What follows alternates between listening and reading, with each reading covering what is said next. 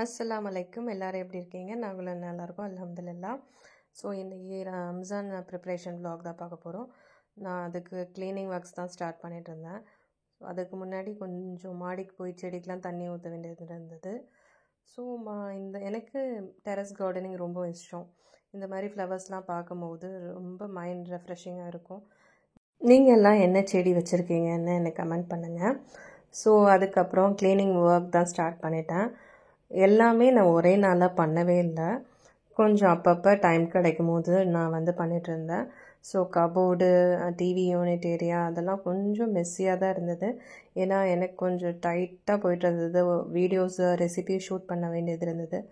So அதெல்லாம் cleaning works முடிச்சாச்சு. அதுக்கப்புறம் கொஞ்சம் மணி பிளான்ட்ஸ்லாம் தண்ணி மாற்றி அதோட பாட்ஸ்லாம் ரீஃபில் பண்ணிகிட்டு இருந்தேன். அதுக்கப்புறம் ஏதாவது ஒரு நியூ திங்ஸ் வாங்கிட்டோம்னு வச்சுக்கோங்களேன், அது உடனே அதை போட்டு பார்த்து எப்படி இருக்குன்னு ஒரு இன்ட்ரெஸ்ட் வரும்ல. ஸோ அந்த மாதிரி தான் நான் ஒரு டைனிங் டேபிள் கவர் ஆர்டர் பண்ணேன். ஸோ அதுதான் செட் பண்ணிட்டு இருந்தேன். அதுக்கப்புறம் ரம்ஜானுக்கு நான் எந்த டெக்கரேஷன் பண்ணவே இல்லை. லாஸ்ட் இயர் பண்ணேன் அதே தான்.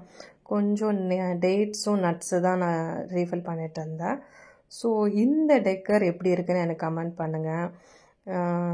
வேறு என்ன இம்ப்ரூவ் பண்ணணுன்னு கூட எனக்கு சொல்லுங்கள், நான் ட்ரை பண்ணுறேன். அதுக்கப்புறம் கிச்சன் ரொம்ப ரொம்ப மெஸ்ஸியாக இருந்தது. அது ரொம்ப டீப் க்ளீனிங் ஒர்க்ஸ் தான் நான் ஆரம்பித்தேன். என்னோடய மெய்டு கொஞ்சம் ஹெல்ப் பண்ணாங்க, இல்லைன்னா அவ்வளோதான். கிச்சன் க்ளீன் ஆனாலே பாதி க்ளீன் ஆன மாதிரி தான் எனக்கு இருக்கும். ஸோ எல்லாமே நல்லா வாஷ் பண்ணிவிட்டு அதுக்கப்புறம் திங்ஸ் எல்லாமே மேலே ஏற்றிட்டு ஒரு செட் பண்ணதுக்கப்புறம் தான் ஒரு நல்ல ஃபீலே எனக்கு வந்தது. அப்பாடா, ஒரு பெரிய ஒர்க் முடித்த மாதிரி இருந்தது. அதுக்கப்புறம் வாங்கிட்டு வந்த க்ராசரிலாம் கொஞ்சம் டப்பாவில் ஃபில் பண்ணிகிட்டு இருந்தேன். நெக்ஸ்ட்டு நான் ஃப்ரிட்ஜு தான் க்ளீன் பண்ண போனேன். அதுக்கு பிளேஸ்மெண்ட்லாம் எடுத்து அதை க்ளீன் பண்ணிட்டேன். நிறைய பாக்ஸஸ் நான் யூஸ் பண்ண மாட்டேன். ரொம்ப மினிமலாக தான் நான் யூஸ் பண்ணுவேன். ஸோ ஏன்னா ஃப்ரிட்ஜோட ஸ்பேஸ் ரொம்ப கம்மி பண்ணிடும்.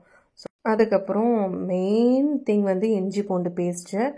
அது இல்லைன்னா எனக்கு ரொம்ப கஷ்டமாயிடும். ஏன்னா எல்லா டிஷ்லேயும் இஞ்சி பூண்டு பேஸ்ட்டு கம்பல்சரியாக ஆட் பண்ணுவோம். நான்வெஜ் இருக்கட்டும், எக் மசாலா இருக்கட்டும், ஏதாவது ரோலு அந்த மாதிரி இருக்கட்டும், இதுக்கு மெயின் திங் இஞ்சி பூண்டு பேஸ்ட்டு. அது அரைச்சி வச்சாலே பாதி ஒர்க் முடித்த மாதிரி தான்.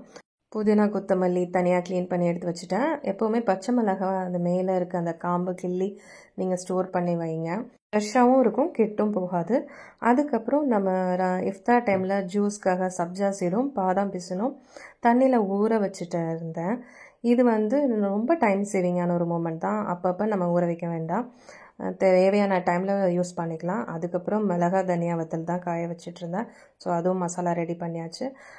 நான் இந்த கொஞ்சம் ஃப்ரோசன் ரெசிபீஸ்க்காக ப்ரிப்பரேஷன் ஒர்க் தான் போயிட்டு இருந்தது. ஸோ சிக்கன் சமோசா, அதுக்கப்புறம் கட்லட்டு, ஹாஃப் மூன் ரெசிபி, அதெல்லாம் டோனட்டு எல்லாமே ப்ரிப்பேர் பண்ணி ஒரு செட் பேட்ச் நான் ஃப்ரீசரில் ஸ்டோர் பண்ணிகிட்டு இருந்தேன். ஏன்னா இஃப்தார் டைமில் ரொம்ப எப்போவுமே கிச்சன்லேயே இருக்க வேண்டான்னு தான். ஸோ ஒரு 1 வீக்கு தாங்குகிற மாதிரி தான் அதை ரெடி பண்ணியிருந்தேன். அதுக்கப்புறம் இந்த கேண்டி சிக்கன் என் பொண்ணோட பயங்கர ஃபேவரட். ஸோ அதுவும் ப்ரிப்பேர் பண்ணியிருந்தேன். ஸோ இதெல்லாம் ஃப்ரோசன் ரெசிபி ஃபைனல் லுக் எப்படி இருக்குன்னு நான் உங்களுக்கு காமிக்கிறேன். நீங்களும் ட்ரை பண்ணி பாருங்கள். இந்த ரெசிபிஸ்லாம் என்னோடய சேனலில் இருக்குது. மறக்காமல் ட்ரை பண்ணி பார்த்துட்டு எனக்கு கமெண்ட் பண்ணுங்கள். நெக்ஸ்ட்டு இந்த chicken finger crispy chicken finger ரொம்ப டேஸ்டியாக இருந்தது. யூஸ்வலாக நம்ம பிரெட் க்ரம்ஸில் கோட் பண்ணோம். இந்த தடவை நான் சேமியாவில் கோட் பண்ணி ஃப்ரை பண்ணேன். டேஸ்ட்டு அல்டிமேட்டாக இருந்தது. அதுக்கப்புறம் ஈவினிங் கொஞ்சம் இஃப்தாருக்கு திங்ஸ் எல்லாம் வாங்க வேண்டியது இருந்தது. அதுக்காக கொஞ்சம் பாரிஸ் வரைக்கும் போயிட்டு இருந்தேன். அதுக்கப்புறம் இந்த பிளேட்டு, டெக்கர் ஐட்டம்ஸ் கொஞ்சம் வாங்கிட்டு வந்திருந்தேன்.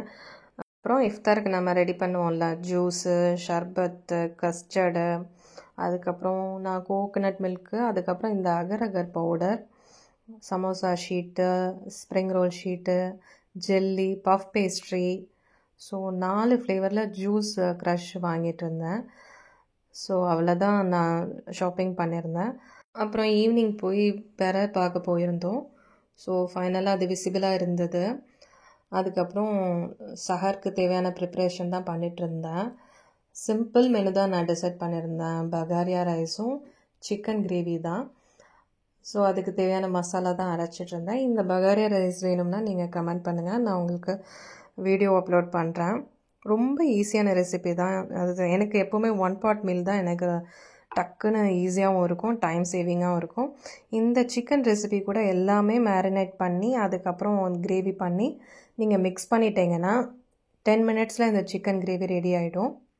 இந்த கிரேவி சப்பாத்தி, இடியாப்பம், தோசை, இட்லி எல்லாத்துக்குமே சூட் ஆகும்.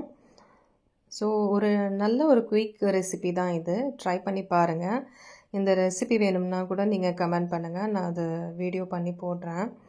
ஸோ அதுக்கப்புறம் சிக்கன் 65க்கு மசாலா ரெடி பண்ணிட்டு இருந்தேன். அது ஊற வைக்கிறதுக்கு ஒரு 2 ஹவர்ஸ் ஊற வச்சுட்ருந்தேன். இந்த மந்தில் எப்போவுமே கிச்சனில் இருந்து குக் பண்ணிகிட்டே இருக்க மாட்டேன் நான். எப்போவுமே கொஞ்சம் one pot meal, quick lunch menu தான் நான் ப்ரிப்பேர் பண்ணுவேன். அப்போ தான் கொஞ்சம் இபாதத் பண்ண முடியும். ஸோ இந்த மந்த் வேணும்னா நம்ம நெக்ஸ்ட் இயர் வர வரைக்கும் வெயிட் பண்ணணும். ஸோ எவ்வளோ குயிக்காக குக் பண்ண முடியுமோ அவ்வளோ குயிக்காக குக் பண்ணிடுவேன் நான். கொஞ்சம் பக்கூர் போட்டேன். அதோட ஸ்மெல் நல்ல ஒரு மைண்ட் ரெஃப்ரெஷிங் தான் இருக்கும். அதுக்கப்புறம் கொஞ்சம் நேரம் குரான் ஓதிட்டு இஃப்தாருக்கு ப்ரிப்ரேஷன் தான் பண்ண ஸ்டார்ட் பண்ணிகிட்ருந்தேன். எப்போவுமே நான் குரான் படிக்கும்போது எனக்கு கம்பெனி இவங்க தான். நான் படிக்கிற வரைக்குமே அவங்க உட்காந்துருப்பாங்க, எங்களோட கேட்டு. இஃப்தாருக்கு நான் இந்த ஜெல்லி ட்ரிங்க் தான் ப்ரிப்பேர் பண்ணிகிட்ருந்தேன். அதுக்கு ஃபஸ்ட்டு இந்த ஜெல்லியை செட் பண்ண வச்சுட்டேன். இந்த ட்ரிங்க் ரொம்ப டேஸ்டியாக இருக்கும். கிட்ஸ்லாம் ரொம்ப விரும்பி சாப்பிடுவாங்க. இந்த ரெசிபி கூட நம்மளோட சேனலில் இருக்குது, மறக்காமல் என்ன ஃபாலோ பண்ணுங்கள். பாலை நல்லா காய்ச்சிட்டு அதுக்கப்புறம் இதில் சப்ஜா சீடு, பாதாம் பிசின், அதுக்கப்புறம் கொஞ்சம் நட்ஸு எல்லாமே மிக்ஸ் பண்ணிக்கோங்க. அதோட கொஞ்சம் ரோஸ் சிரப் ஆட் பண்ணிவிட்டு நீங்கள் ப்ரெசன்ட் பண்ணுங்கள். டேஸ்ட் ரொம்ப ரெஃப்ரெஷிங்காக இருக்குது இதோட டேஸ்ட்டு.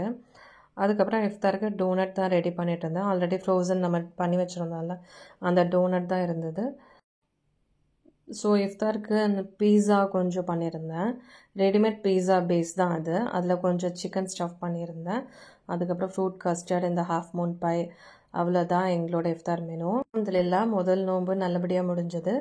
ஸோ இந்த ரெசிபி ட்ரை பண்ணி பாருங்கள், கிறிஸ்பியாக இருந்தது. இந்த மாதிரி நிறைய வீடியோஸ் அப்கமிங் நம்மளோட சேனலில் வரப்போகுது. இந்த வீடியோ பிடிச்சிருந்தா மறக்காமல் என்ன ஃபாலோ பண்ணுங்கள், சப்ஸ்கிரைப் பண்ணுங்கள், உங்களோட ஃபேமிலி ஃப்ரெண்ட்ஸ்க்கு ஷேர் பண்ணுங்கள். தேங்க்யூ, பாய். நெக்ஸ்ட் வீடியோவில் பார்க்கலாம். அஸ்ஸலாமு அலைக்கும்.